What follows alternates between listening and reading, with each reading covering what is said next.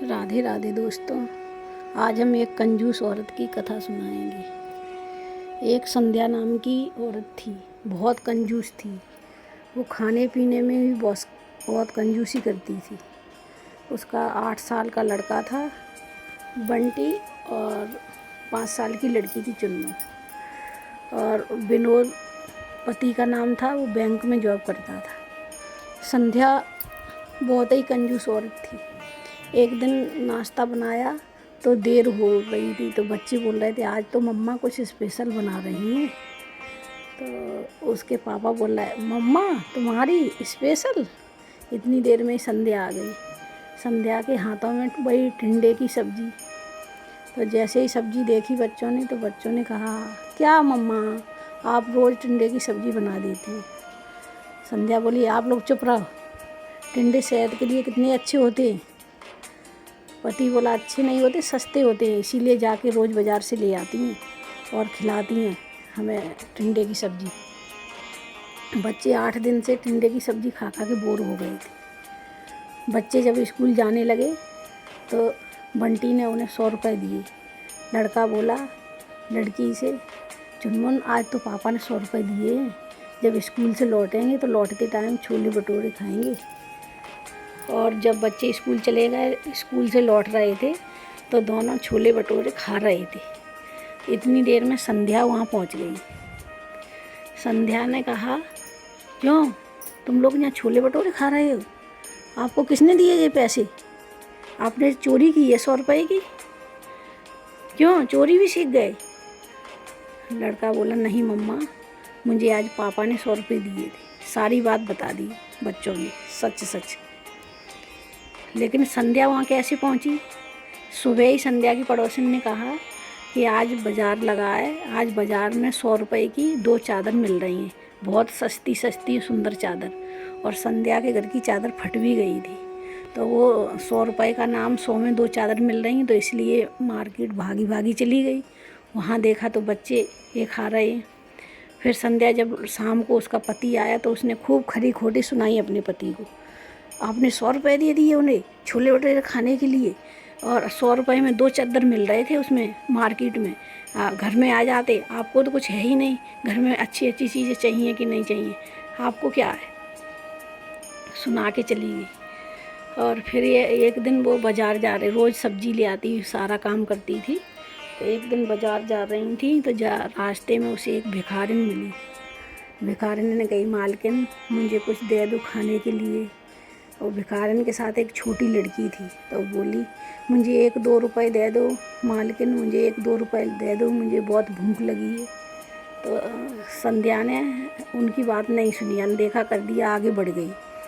फिर भिखारिन आगे से आके सामने आ गई, बोली मालकिन दे दो कुछ खाने के लिए, हम 2 दिन के भूखे हैं, हमारी बच्ची के लिए दे दो, 2 रोटी खा लेगी तो वो हो जाएगी। फिर भी वो गिड़गिड़ाती रही, लेकिन वो बहुत कंजूस थी संध्या। संध्या आगे बढ़ गई। जैसे ही संध्या आगे बढ़ी सो उसे एक चीख की आवाज़ सुनाई दी। उसने मुड़ के देखा तो भिखारिन की लड़की बेहोश पड़ी है। और भिखारिन भाग भाग के गई, पानी लेके आई, उसने छींटा डाले उसकी लड़की के चेहरे पर, और छींटा डाल के उसको होश आया लड़की को। तो लड़की बोल रही थी मम्मा भूख है, मम्मा मुझे भूख लगी है, मम्मा भूख लगी है। तो उसे संध्या को उसमें अपनी बच्ची दिखाई देने लगी, और पहली बार संध्या को दया आई। तो संध्या ने वहाँ जाके उसे 50 रुपये दिए और भरपेट उन दोनों को भोजन कराया, और घर आ गई अपनी सब्जी लेके। और एक दिन क्या हुआ, संध्या अपने बच्चों के कपड़ों को प्रेस कर रही थी। तो प्रेस करते ही उसे करंट लगा, और जैसे ही करंट लगा और गिर पड़ी तो चीखी। तो बच्चे दोनों, पति भाग के आया तो देखा संध्या के सर से खून निकल रहा है और संध्या बेहोश पड़ी है। जब उनके पति ने उठाया तो वो मर चुकी थी। हॉस्पिटल लेके गए, डॉक्टर ने बोला मर चुकी हैं संध्या। अब बच्चे ज़ोर ज़ोर से रोने लगे, चिल्ला चिल्ला के मम्मा मुझे छोड़कर चली गई, मम्मा मुझे। और बंटी भी रोने लगा कि सारा काम करती थी, संभालती थी, अब मैं क्या करूँगा, ये चली गई कुछ। संध्या यमराज के पास पहुँची वहाँ संध्या बोली मैं कहाँ हूँ यहाँ। यमराज बोले तुम मर चुकी हो और यहाँ यमलोक में। तो बोला नहीं ऐसे कैसे हो सकता है, मैं घर पे थी। तो बोला नीचे झांक कर देखो। तो संध्या ने नीचे झांका तो उनकी संध्या की अर्थी सज रही थी। तो उसने कही नहीं नहीं यमराज, मेरे बच्चे बहुत छोटे छोटे हैं और मेरे पति कुछ नहीं कर पाते, सारा काम मैं ही करती हूँ, मुझे नीचे जाना है। तो यमराज बोले नहीं, जो एक बार मृत्यु लोक में आ जाता है वो फिर दोबारा नहीं जाता है।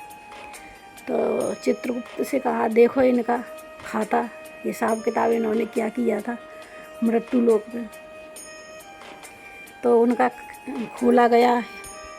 जब उनका वो बायोडाटा देखा तो चित्रगुप्त बोले महाराज इस औरत ने तो इतनी कंजूसी की है कि अपने बच्चों को भी नाप तौल के हिसाब से देती थी। उसने बच्चों के ऊपर भी पैसा खर्च नहीं किया। खाने में कंजूसी, कपड़ों में कंजूसी, हर चीज़ में कंजूसी दिखाई। यमराज बोले ठीक है इसे यमलोक में भेज दो। जैसे ही यमलोक का नाम लिया तो संध्या बोली नहीं नहीं। तो तब तक वो चित्रगुप्त उनका और खाता देख रहे थे। तो चित्रगुप्त ने बोला महाराज रुको रुको, इसने एक और पुण्य किया है। बोला क्या? कि एक भूखे को, एक भिखारिन को, भिखारिन की बेटी को भोजन खिलाया है और 50 रुपए दिए। तो यमराज बोले ये तो बहुत बड़ा पुण्य का काम है, दूसरों को खिलाना, उपकार करना, इससे बड़ा तो कोई काम ही नहीं। तो बोले तुम्हारा पुण्य ज़्यादा है इसलिए तुम्हें स्वर्गलोक में जाना पड़ेगा। तो संध्या बोली नहीं महाराज, मुझे स्वर्ग नहीं जाना। अगर मुझे तुम भेजना चाहते हो तो एक बार मुझे जीवन दान दे दो, मेरे छोटे छोटे बच्चे हैं और मेरे पति हैं, तो मैं वहाँ जाना चाहती हूँ।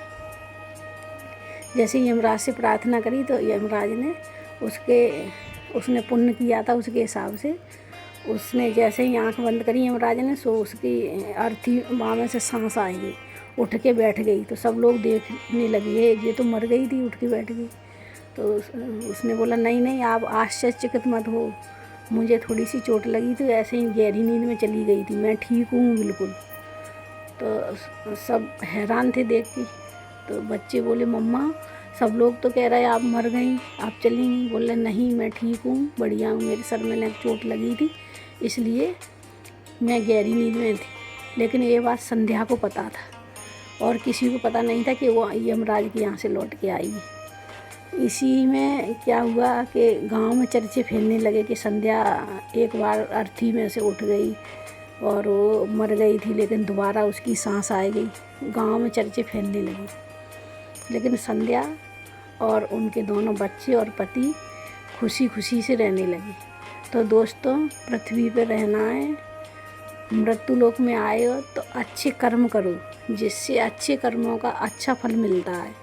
और जैसे संध्या ने उस भिखारिन को खिलाया तो उसे यमराज ने जीवन दान दिया। इसलिए इस पृथ्वी पे रहकर परोपकार में अपना जीवन लगाओ, दूसरों की सेवा में लगाओ, इससे बड़ा कोई वो नहीं है। तो ये है संध्या की कंजूस औरत की कहानी।